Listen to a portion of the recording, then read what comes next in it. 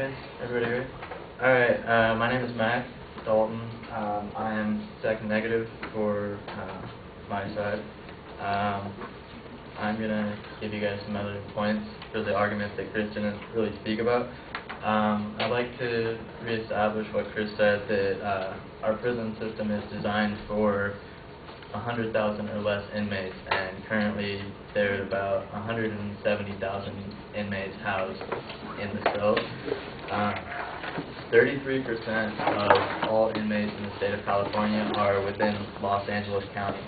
And one more point that I want to make is that this law that we are referring to only refers to state-run prisons, not county-run prisons. A lot of the county prisons have misinterpreted the law and released prisoners unlawfully, and they're the ones that have caused the problems. But prisoners released from state prisons have not fallen back on their old ways into a life of crime.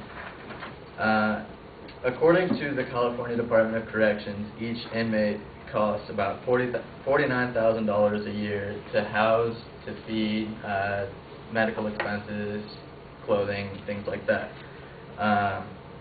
And according to a report from the Sacramento Bee on August 18th of 2009, this package is, quote, designed to reduce the state's inmate population by 27,300 inmates, and is backed by Governor Arnold Schwarzenegger.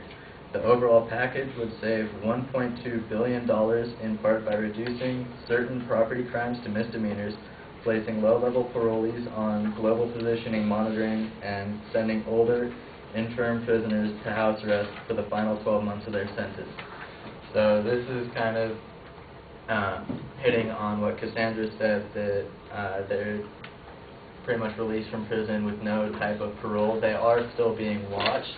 The global positioning system will be able to keep track of them 24 hours a day, how long they go to different places and things like that. So in case there is a problem in the area, correction officers can figure out if the suspect was actually there.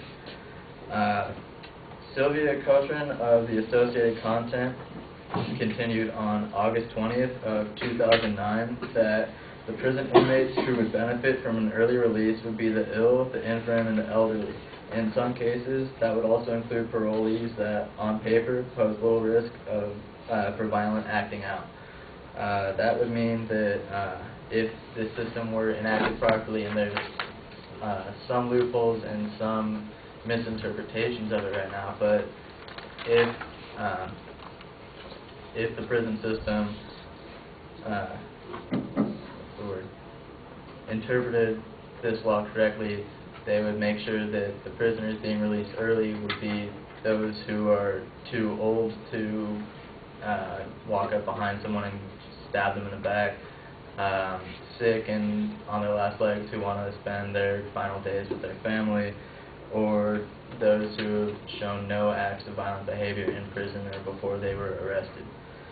I would like to also give you guys a proposition from Senator George Runner. He's a Republican from Lancaster.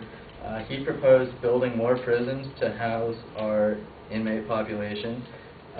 This would increase our already large $20.7 billion debt, and would do little more than allow our state to house more prisoners and get into even higher debt.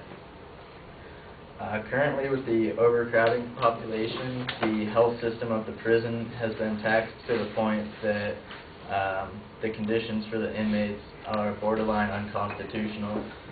Doctors are being stretched to the brink of not being able to treat their patients.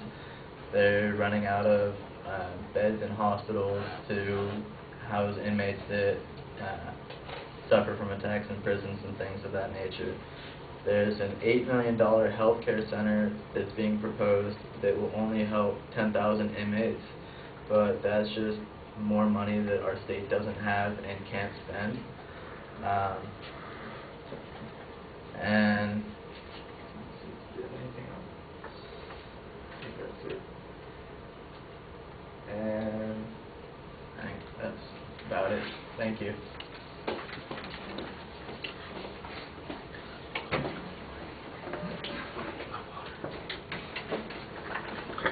Jasmine, Chris is next, so.